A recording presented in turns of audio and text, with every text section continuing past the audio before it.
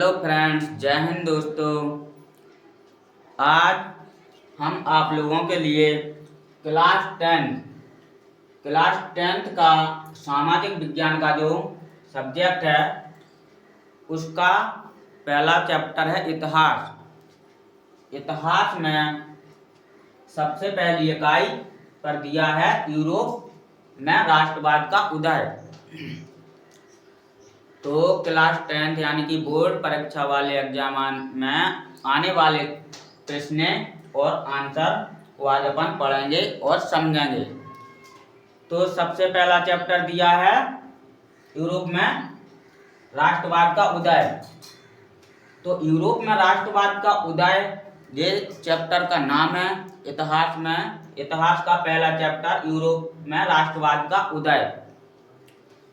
तो यूरोप में राष्ट्रवाद का उदय तो बाद में हुआ,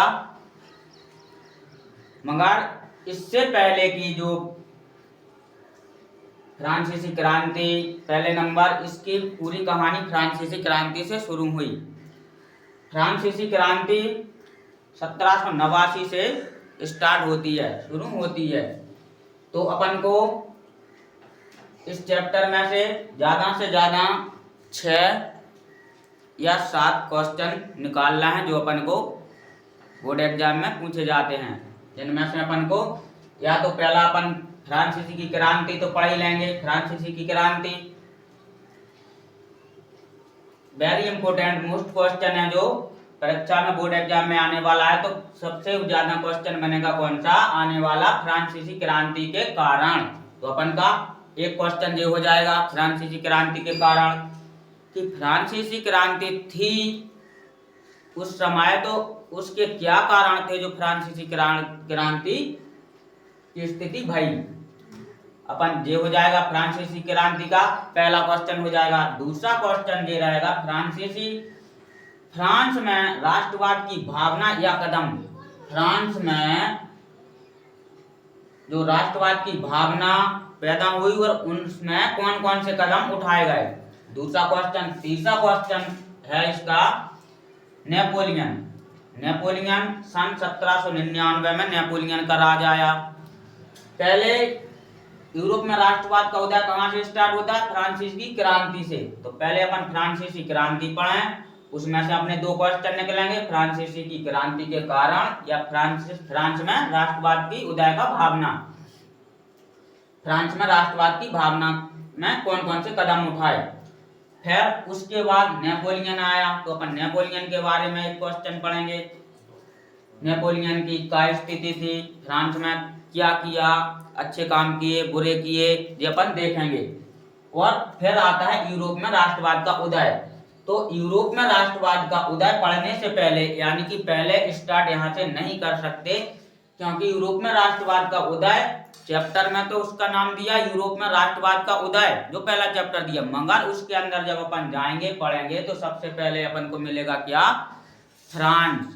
तो अपन को पहले देखना है फ्रांसीसी फ्रांस में क्या स्थिति थी, क्या हुआ, कब हुआ, कैसे हुआ, नेपोलियन कब आया, नेपोलियन ने क्या कार्य किए, अच्छे किए, बुरे किए, और फिर किस वजह से अपन को यूरोप में राष्ट्रवाद का उदय हुआ। ठीक है, तो अपन सबसे पहले चैप्टर पढ़ेंगे फ्रांसीसी। तो आज अपन सबसे पहला चैप्टर पढ़ते हैं फ्रांसीसी, मगर आज की वीडियो में अपन एक 3 या 4 टॉपिक जितने भी हैं सब अपन आज निपटा लेंगे, और बकाया का जितना बचेगा तो फिर कल पढ़ेंगे। ठीक है, अपन पढ़ते हैं फ्रांसीसी क्रांति। फ्रांसीसी क्रांति क्या थी, फ्रांसीसी क्रांति के क्या कारण थे, क्या समस्या थी फ्रांसीसी क्रांति में, क्या हुआ था, क्या नहीं हुआ है। पहला चैप्टर यूरोप में राष्ट्रवाद का उदय का सबसे पहले दिया फ्रांसीसी क्रांति। फ्रांसीसी क्रांति जो थी जो सन 1789 ईस्वी में थी। इसमें फ्रांसीसी क्रांति राजवंश थी, यानी कि एक राजाओं का राज्य चलता था। जो एक राजा होते थे पहले की स्थिति में, चुनाव वगैरह तो अभी होने लगे, अभी शासन बनने लगी, पहले राजाओं का राज्य था। तो जो युद्ध में जीत गए उस एरिया के वो राजा, जिनने राज्य जीत लिया वो राजा। तो उस जमाने में सन 1789 ईस्वी में फ्रांसीसी क्रांति के टाइम जो राजा होते थे उन्हें लोग वाग क्या मानते थे, भगवान। यानी कि हमारे भगवान को यहाँ राजा। कुछ भी काम करते थे तो पहले राजा से बगैर पूछे नहीं करते थे, राजा से पहले पूछना पड़ता था, फिर काम करना पड़ता था। अगर राजा ने जैसी बोल दी वैसा ही होएगा। इस प्रकार की फ्रांसीसी क्रांति थी। वहां 1789 में राजा थे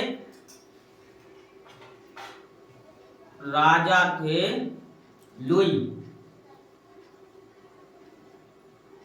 16, यानी कि लुई भी मिलता है कहीं कहीं और लुई 16 भी मिलता है। राजा का टाइम था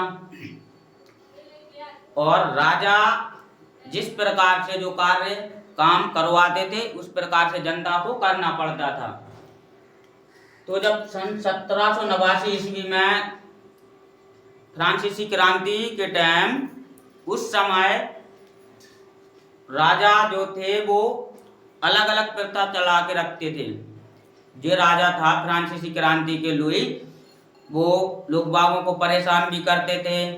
अमीर लोग अलग स्थिति में रखते थे, गरीब लोगों को अलग स्थिति में रखते थे और कई प्रकार की समस्याएं भी आती थी। उनके लिए कोई एक समान रूपी कोई कार्य नहीं था। कोई जे बाजार में ऐसा नहीं कि कोई कुछ कर रहा, काम धंधा तो नहीं कर सकते थे। जब राजा जो कहेंगे तभी होएगा। इस प्रकार से इन लुई का ये काम था, यानी कि इन राजा का। और कई प्रकार की लोक बागन को समस्याएं होती थी। उस टाइम कोई नारी, यानी कि नारी के लिए कोई पढ़ने लिखने की जे चीज की कोई व्यवस्था थी नहीं इनके जमाने में। इन्होंने कोई स्कूल कोई पाठशाला उस टाइम के एरिया में नहीं थे। 1789 के टाइम जो फ्रांसीसी क्रांति हुई उस टाइम बहुत दिक्कत, बहुत समस्याएं थी। लोग बागों को, जनता के लिए बहुत परेशानियां थी इनके टाइम। इसके बाद जब आती है फ्रांसीसी क्रांति के फिर कारण, तो ये तो हो गई, अपन ने क्या पढ़ लिया, फ्रांसीसी क्रांति। फ्रांसीसी क्रांति 1789 से चली, स्टार्ट हुई। और फ्रांसीसी क्रांति 1789 में राजा का राज्य होता था, यानी कि राजाओं का राज्य होता था।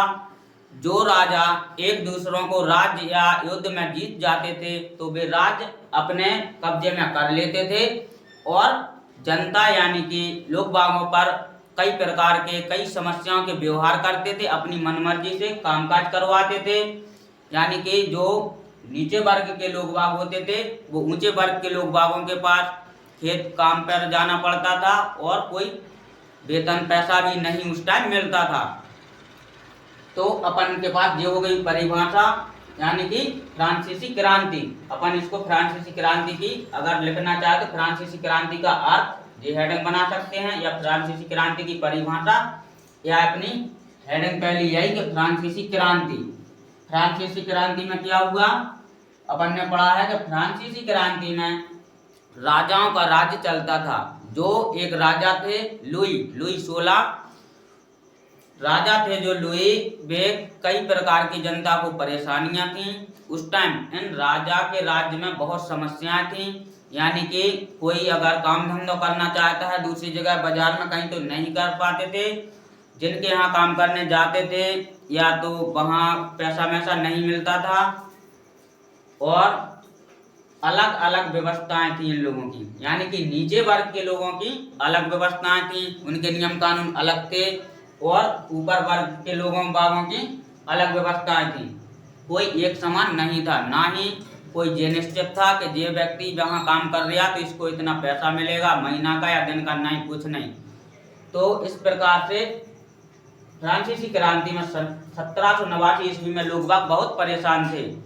तो अब इनके आते हैं कारण, फ्रांसीसी क्रांति के कारण, यानी कि फ्रांसीसी के कारण क्या क्या है। तो अपन देखते हैं फ्रांसीसी क्रांति के कारण। अपना मेन क्वेश्चन बनेगा जो यूरोप में राष्ट्रवाद का उदय का, तो फ्रांसीसी के कारण ही बनेंगे, जो अपन को बोर्ड एग्जाम में पढ़ते हैं। मोस्ट इम्पोर्टेंट क्वेश्चन, यानी कि फ्रांसीसी क्रांति के कारण। जे हमने आप लोगों को अभी बताया कि फ्रांसीसी क्रांति थी, जो उस क्रांति का राजा था वो जनता यानी कि उस राज्य फ्रांसीसी राज्य को नहीं संभाल पाता था। संभालने में तो कुछ नहीं, संभालने को तो वे संभालते थे, मगर जो लोक बागों की इच्छाएं, जो उनकी समस्याएं थी, इच्छाएं पूरी नहीं कर पाना, समस्याओं का हल नहीं निकाल पाना, और अगर जनता कुछ और बोल रही, राजा ऐसे थे अपनी मन के मर्जी थे, जो करना तो करना, किसी की सुनते नहीं थे। तो इस वजह से फ्रांसीसी के कारण, यानी कि फ्रांसीसी क्यों नहीं टिक पाई, इसी वजह से नहीं टिक पाई कि वहां के जो राजा थे, लुई वंश के राजा, वे जनता को नहीं चाहते थे, अपनी मनमर्जी का काम करते थे। मनमर्जी का काम करते थे तो इनके यह कारण थे कि वहां इनकी शासन व्यवस्था थी। ये रहे इनके 6 कारण। शासन व्यवस्था, यूरोप में निरंकुशता से मुक्त, समूह पहचान, सामाजिक असमानता, सभी कर एक समान, और जैकोबिन क्लब की स्थापना। यानी कि वहां के लोग बाग जो बोलते थे, वे उस चीज पर कोई ध्यान देते नहीं थे, जे अपने मनमर्जी का काम करते थे, किसी की सुनते नहीं थे। इस प्रकार से इनकी फ्रांसीसी की क्रांति के ये 6 कारण बने।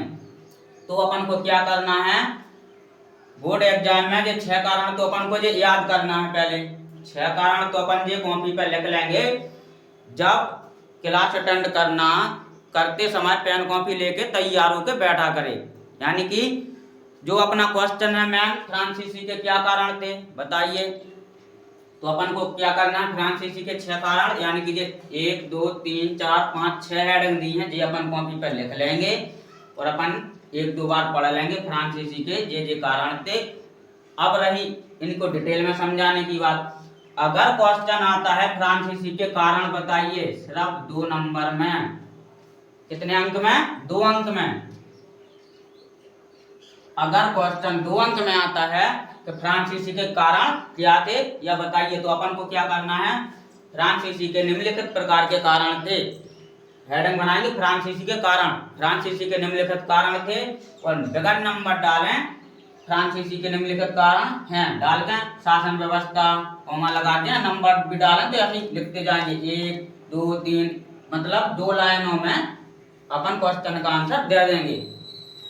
एक लाइन में अपनी हो जाएगी कि फ्रांसीसी के निम्न प्रकार के कारण हैं। नंबर 1 शासन व्यवस्था, नंबर 2 यूरोप में, यानी कि अपन ये 6 कारण लिख दें, सिर्फ हेडिंग लिख दें, तो अपने 2 नंबर का भी क्वेश्चन बन गया। अब अगर आता है क्वेश्चन कितने नंबर का, 5 4 6, यानी कि 4 5 या 6 इस प्रकार से अंक का आता है, तो क्या, तो फ्रांसीसी क्रांति के मुख्य कारण बताइए, या फ्रांसीसी क्रांति के कारण क्या थे।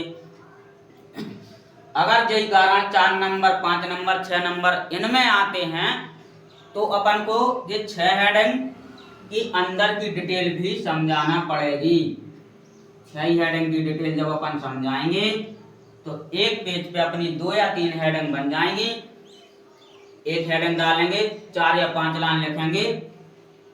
अब लिखना कैसे है वो भी हम बता रहे, तो अपन के 6 हेडिंग ये हैं, और ऊपर हो जाएगी फ्रांसीसी क्रांति, 7 हेडिंग हो जाएंगी। यानी कि पहला अपन जब 6 नंबर का लिखेंगे, जब अपन 6 नंबर या 5 नंबर का क्वेश्चन आंसर लिखेंगे, तो 5 6 तो ये कारण है ही अपने पास, मगर सबसे पहले अपन क्या डालेंगे, हेडिंग फ्रांसीसी क्रांति। हेडिंग बनेगी अपनी क्या, फ्रांसीसी क्रांति। फ्रांसीसी क्रांति के बारे में थोड़ा बहुत लिख के अपनी पहली हेडिंग आ जाएगी फ्रांसीसी क्रांति के कारण, फिर आ जाएगी फ्रांसीसी क्रांति के कारण। तो पहली हेडिंग अपन ने डाली क्या, शासन व्यवस्था। शासन व्यवस्था में अपन ये चीज बताएंगे कि जो फ्रांसीसी क्रांति का राज्य था, वहां के जो राजा थे, उन राजा की शासन व्यवस्था सही ठीक ढंग से नहीं थी। अगर कोई व्यक्ति उनकी शासन व्यवस्था या कार्य की कोई मांग करता है, या कोई कहता है कि ये चीज ऐसे नहीं, हमें इस चीज को ऐसा जरूरी है, तो वो बिल्कुल नहीं मानते थे। तो और अगर कोई व्यक्ति, किसी को कोई समस्या, कठिनाई, परेशानी है, तो अगर उनकी शासन व्यवस्था के पास या उनके पास जाते थे कि आप ऐसे से ऐसा, मतलब इस प्रकार से उनकी शासन व्यवस्था ठीक ठाक नहीं थी। तो इस प्रकार से एक हेडिंग हो गई अपनी शासन व्यवस्था। यूरोप में निरंकुशता से मुक्त, यानी कि उनके इधर जो निरंकुशता थी, लोग बाग ये चाहते थे कि जो निरंकुशता है इसे दूर की जाए।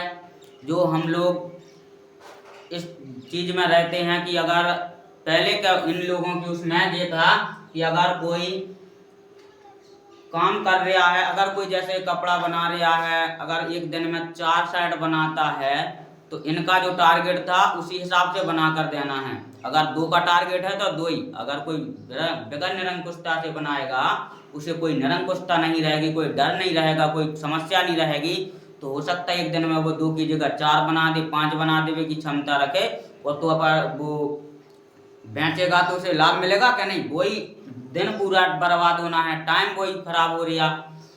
और तुम कम काम करो, मतलब उतना सा टारगेट है और उसके पैसा कुछ मिलना नहीं है। तो इस प्रकार से यूरोप की निरंकुशता से मुक्त पाना चाहती थी जनता।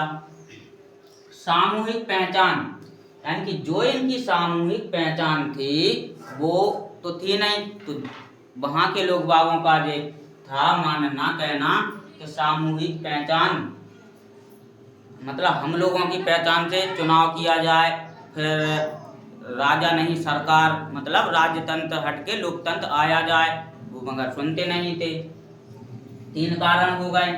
चौथा कारण में अपन डालेंगे सामाजिक असमानता। इनकी जो सामाजिक असमानता थी वो भी बहुत गलत थी, बिल्कुल ठीक ठाक नहीं थी। सामाजिक असमानता की हेडिंग के अंदर अपन क्या लिखेंगे? इनकी जो असमानता थी, सामाजिक समानता बिल्कुल ठीक ठाक नहीं थी, पूरी तरह से असमान थी। किसी भी समाज, किसी भी धर्म, किसी भी कार्य को करने के लिए ये किसी भी प्रकार की सहमति नहीं देते थे। अगर जब इनकी अनुमति मिलेगी, इनकी सहमति मिलेगी, तभी कोई व्यक्ति कार्य समाज में या कोई धर्म या कोई कार्य कर सकता है, वरना नहीं कर सकते थे। तो इस प्रकार से वहाँ के लोग बाग इस चीज सामाजिक असमानता थे, सामाजिक की परेशानी, सामाजिक चीजों से भी परेशानियां थी। 5वीं हेडिंग में अपन लिख देंगे सभी कर एक समान। यानी कि जो राजा के टाइम वो राज्य था फ्रांसीसी क्रांति, उस टाइम जो राजा का क्या काम था, सब पे कर अलग अलग, वसूली अलग अलग, मतलब जो निम्न वर्ग के लोग हैं उन पे अलग, नीचे वर्ग के लोग हैं उन पर अलग, ऊंचे वर्ग के लोग बाग थे उन पे अलग, सब पे अलग अलग था। यानी कि किसी को तो जो ऊपर वर्ग के लोग बाग हैं उनसे कर लेना नहीं लेना, अगर उन्हीं के मिलते जुलते हैं तो कोई कर लेते नहीं था। जो नीचे वर्ग के लोग बाग हैं, किसान थे, कई प्रकार के लोग बाग थे, उनसे जबरदस्ती से लेना, छीन लेना, काम करवाना, कोई उनके लिए समान नहीं था।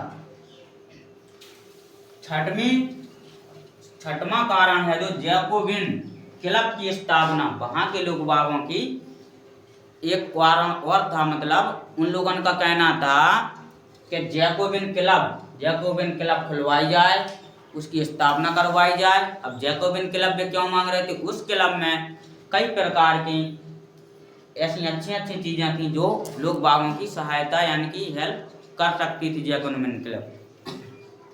जैकोबिन क्लब में पाठशालाएं, स्कूल यानी कि शिक्षा के तौर पर थी, और सिलाई मशीन वगैरह के केंद्र थे।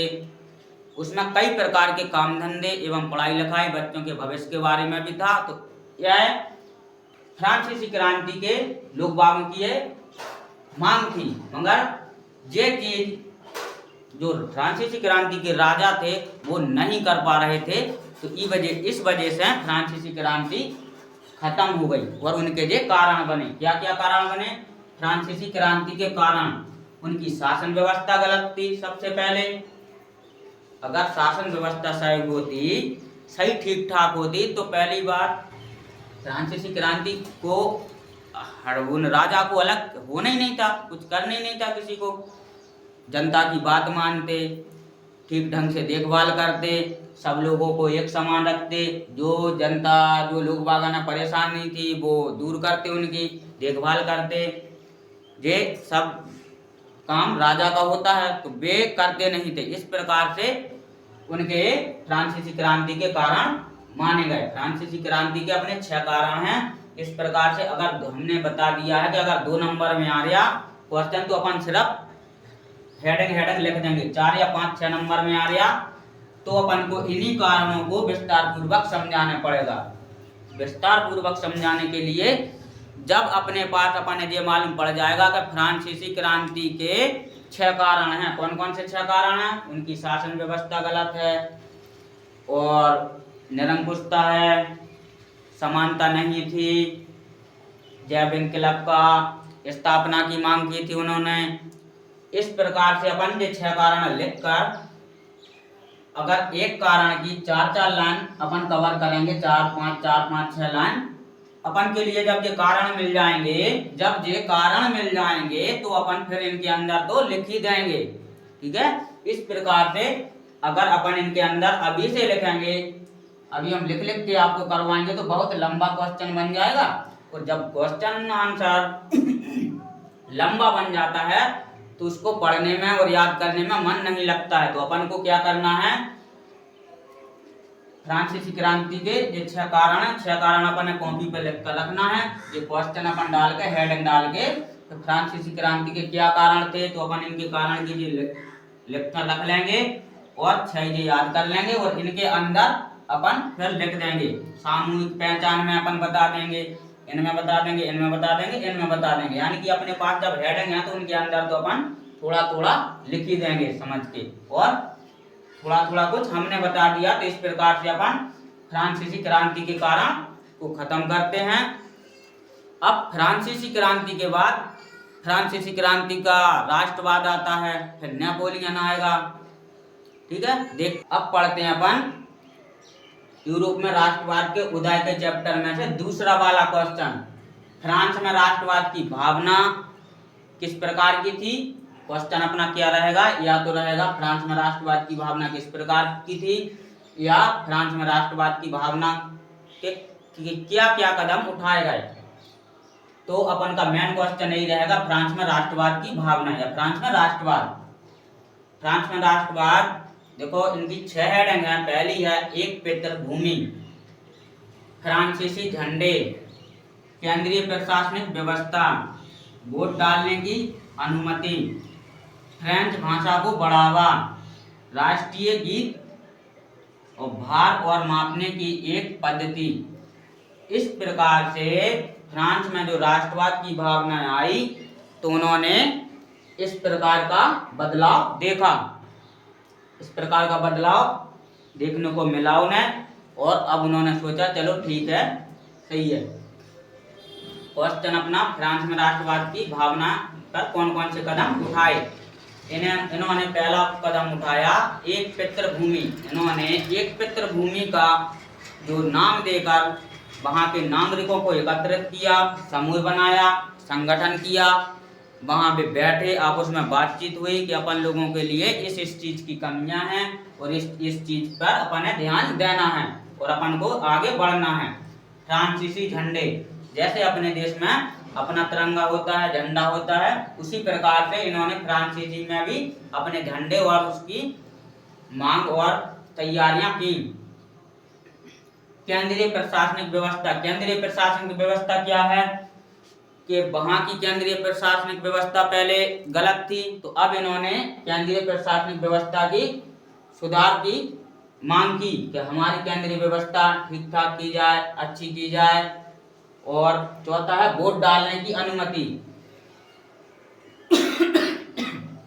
इन्होंने वोट डालने की अनुमति मांगी कि हमारे लिए जो वोट डालने की अनुमति मिली, जो हम वोट डालेंगे अपने हिसाब से, हम अपना राजा चुनेंगे, हमें किसको राजा बनाना है, किसको क्या, तो इनके लाने वहां के नागरिकों को ये चीजों की अनुमति मिलती गई और व्यवस्था अच्छी सुधारती गई और इन वहां के नागरिकों को थोड़ा बहुत अच्छा देखने को मिलने लगा।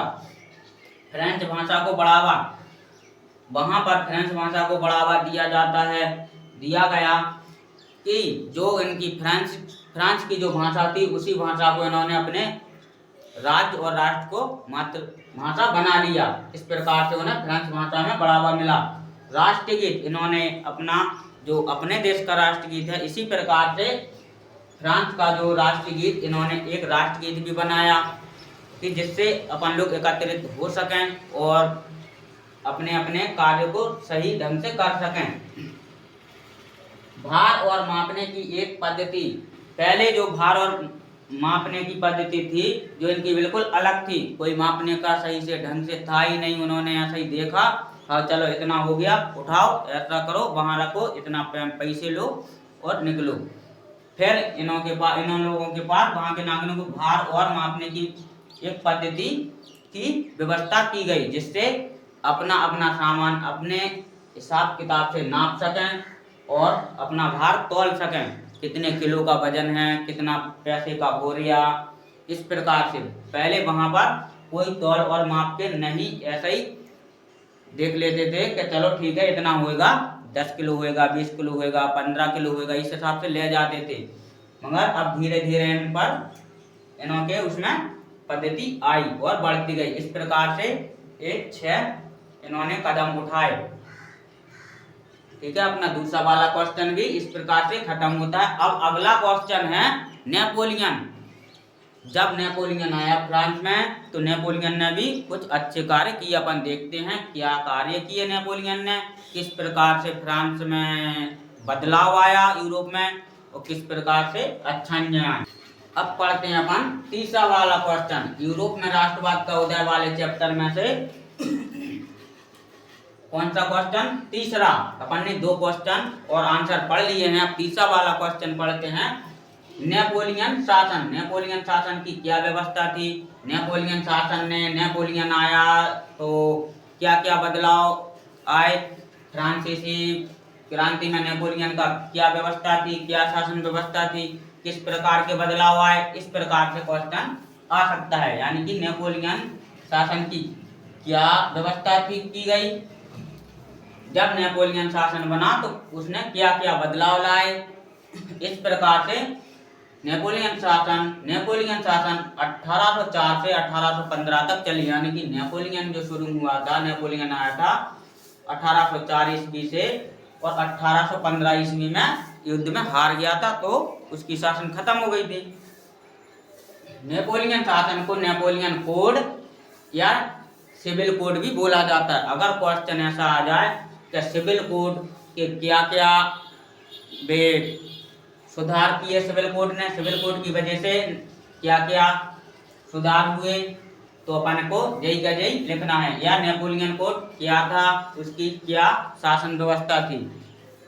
तो अपन देखते हैं नेपोलियन आया, जब फ्रांसीसी में नेपोलियन आया तो नेपोलियन ने बहुत कुछ सुधार किया। फ्रांसीसी में जो सुधार हुआ, नेपोलियन ने बहुत सी चीजों यानी कि नागरिकों के लिए बहुत सी व्यवस्था और बहुत से सुधार दिलाए और दिए। देखते हैं, पढ़ते हैं अपन। जैसे पहला है जन्म के आधार पर विशेष अधिकार समाप्त। दूसरी हेडिंग है नागरिकों को समान हैसियत प्रदान की गई। संपत्ति के अधिकार को सुरक्षित। यातायात और संचार के साधन। सामंती व्यवस्था को खत्म। दास्ता और जागीर को खत्म। एक समान कानून लागू। यानी कि नेपोलियन ने वहां के नागरिकों को इस प्रकार की समानता दी। कितनी हेडिंग है? 7 हेडिंग है। तो अपन को इन हेडिंगों के अंदर 4-4, 6-6 लाइन लिखना पड़ेंगी। जब अगर कोई बड़ा क्वेश्चन आता है 4 नंबर या 6 नंबर या 5 नंबर में, तो अपन को इन हेडिंग के अंदर लिखना पड़ेगा इनके बारे में। अगर कोई 2 नंबर का क्वेश्चन आता है कि नेपोलियन की क्या शासन थी, कब से कब तक चली और उसके क्या बदलाव आए, तो अपन ये हेडिंग फटाफट डाल देंगे और अपना आंसर खत्म कर देंगे। अगर 4 या 5, 6 नंबर में आता है तो अपन को ये 7 हेडिंग बाय हेडिंग डालेंगे और इनके अंदर भी समझा कर लिखेंगे। संक्षिप्त में हर हेडिंग को लिखेंगे और समझाएंगे। तो अपन पढ़ते हैं नेपोलियन की क्या शासन थी और नेपोलियन ने किस प्रकार से बदलाव लाए और क्या क्या बदलाव लाए। ये अपन ने देख ही लिए कि नेपोलियन द्वारा 7 बदलाव लाए गए। पहला है जो जन्म के आधार पर विशेष अधिकार समाप्त। पहले जो शासन थी वे इस प्रकार की शासन थी कि अगर किसी का जन्म हुआ, जन्म ही से वो बता देते कि तुम्हें ऐसा काम करना पड़ेगा, इस इंसान के घर का काम देखना पड़ेगा, थोड़े बड़े हुए और इसका काम देखना पड़ेगा, वहीं खाना पीना खाओगे, वहीं काम देख दाख के पूरा काम करे आना, काम करके आओगे और खाना पीना खा के घर आ जाया करे। मगर जब नेपोलियन आया तो नेपोलियन ने इस प्रकार से ये सभी बदलाव खत्म कर दिए, समाप्त कर दिए। यहाँ उन्होंने कहा कोई जन्म के बाद, जब व्यक्ति का जन्म या किसी नागरिक का जन्म होता है तो इस प्रकार से किसी को कुछ नहीं करना है, सब समाप्त हो गए, कोई कुछ नहीं कर सकता। अब यहाँ का राजा मैं हूँ और मेरा कानून चलेगा, मेरी ही हर कुछ चलेगी। तो पहली हेडिंग से ही वहाँ के जनता यानी कि नागरिकों को बहुत खुशी होती है कि चलो हमारे इधर कोई ऐसा आया है, कोई ऐसा नेता, कोई राजा ऐसा आया तो है जो हम लोगों के खातिर कुछ कर रहा है। दूसरा हेडिंग है नागरिकों को समान हैसियत प्रदान दी गई। पहले क्या थी वहाँ के नागरिकों को, जो बड़े बड़े उच्च वर्ग के लोग थे उनकी अलग थी, निम्न नीचे वर्ग के लोग थे उनकी अलग थी। मगर जब नेपोलियन ने एंट्री मारी और नेपोलियन आया तो उन्होंने कहा नहीं, सबको एक समान हैसियत, किसी का कोई ज्यादा नहीं, किसी को कोई कम नहीं, सबको एक समान हैसियत प्रदान की जाएगी। और शासन उसका, राज्य उसका, वो चाहे कुछ भी कर सकते थे। तो नेपोलियन ने इस प्रकार से सभी को एक समान हैसियत प्रदान करने का आदेश दिया। और इस प्रकार से अपन इस हेडिंग के अंदर लिख देंगे कि वहाँ के जब नेपोलियन का शासन आया तो नेपोलियन ने वहाँ के नागरिकों को हर एक समान और एक समान प्रदान की हैसियत नागरिकों को बताई गई और उसमें दर्शाई गई और दिलाई गई। तीसरी हेडिंग है संपत्ति के आधार को सुरक्षित। पहले क्या था, किसी के पास कोई संपत्ति नहीं थी, जो नीचे वर्ग के लोग थे उनके पास कुछ नहीं था और जो उच्च वर्ग के लोग थे उन्हीं के पास था।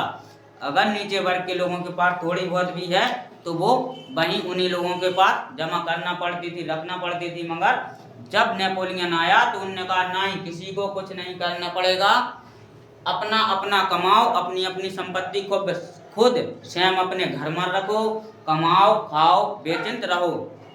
इस प्रकार से ये संपत्ति वाली हेडिंग भी अपनी खत्म होती है।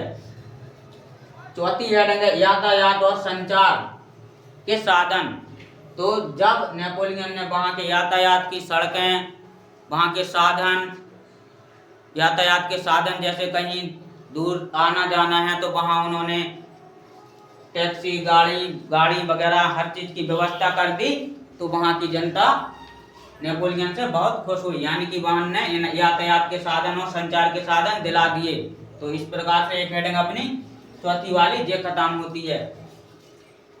सामंती व्यवस्था को खत्म, यानी कि जो इनकी सामंती व्यवस्था थी पहले कि जिसका मन चाहे जहाँ जाओ, जिसको मन चाहे उसे पकड़ो और चलो ऐसा काम पर लग जाओ, ऐसा करो, ये करो, उसने नेपोलियन ने ये सब सामंतवाद की पूरी व्यवस्था खत्म कर दी। किसी कोई का एक दूसरे का कोई दबका नहीं रहोगे, जो है तो सबका है, जिसका काम है वो अपना खुद करेंगे, किसी को कोई जोर जबरदस्ती से कोई चीज नहीं करवा सकते, ना सामंत से करवा सकते हो।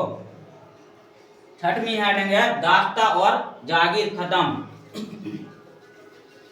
तो इस प्रकार से पहले लोग वहाँ के नागरिकों पर कई प्रकार की दास्तान चलती थी और जागीरदारी चलती थी, यानी कि जो बड़े बड़े जागीरदार लोग हैं, नागरिक थे, उच्च वर्ग के लोग, वो नीचे वर्ग के लोगों को जबरदस्ती से आए, पकड़े, काम करवाने ले गए, अपने खेत खलिहानों पर काम करवाया, खेती किसानी कराई, कटाई मटाई कराई, हर चीज कराई, कुछ पैसा भी नहीं देना पड़ता था, देते ही नहीं थे, उनकी जागीर चल रही, उनका राज्य चलता था, उनके हर चीज होती थी, तो सिर्फ खाना पीना खिलाया और भगा दिया। तो इस प्रकार से उन्होंने, नेपोलियन ने इनकी दास और जागीर प्रथा भी खत्म कर दी, जिसको उन्होंने बताया कि जो करेंगे उन्हें बाकायदा पैसा दिया जाएगा। अगर तुम महीने के हिसाब से रखते हो तो महीने के हिसाब से पैसा देना पड़ेगा, अगर दिन के हिसाब से करवाते हो तो दिन के हिसाब से पैसा देना पड़ेगा। अब आता है सातवां, एक समान कानून। सबसे अच्छी हेडिंग, यानी कि वहां के नागरिकों को सबसे अच्छी व्यवस्था, एक समान कानून किया उन्होंने। नेपोलियन ने क्या किया, सातवीं हेडिंग में अपन क्या लिखेंगे, हेडिंग बना लिया अपन ने, एक समान कानून। तो इसके अंदर क्या लिखेंगे कि जब नेपोलियन आए और नेपोलियन ने इस प्रकार से कानून बनाया कि सभी को, चाहे वो राजा हो, चाहे वो पैसे वाला हो, चाहे वो गरीब हो, चाहे वो उच्च वर्ग का हो, चाहे नीचे वर्ग का हो, या किसी भी वर्ग का हो, कानून सबको एक समान रहेगा। अगर गरीब या नीचे वर्ग का किसी भी वर्ग या किसी भी जाति का कोई गलत काम करता है तो उसके लिए भी वही कानून रहेगा। अगर उच्च वर्ग और ऊपर के लोग, कोई भी पैसे वाला भी कोई गलती करता है तो उसे भी वो ही कानून रहेगा। इस प्रकार से उन्होंने सभी को एक समान कानून की व्यवस्था लागू की। पहले के जैसा नहीं कि इनका कानून अलग था, उन पर कुछ गलती हो गई तो उन्हें छोड़ दिया, और इन पर कुछ गलती हो गई तो इन्हें ज्यादा सजा दे दी। नहीं, जब नेपोलियन का राज आया, नेपोलियन आया तो उसने सभी को, हर समाज को, हर नीचे वर्ग और ऊपर वर्ग, सभी को एक समान कानून प्रदान किया। इस प्रकार से अपना तीसरा वाला क्वेश्चन, नेपोलियन वाला क्वेश्चन खत्म होता है। और आप लोगों को क्या करना है, क्वेश्चन की डाल के और इनकी हेडिंग लिखकर रख लेना है।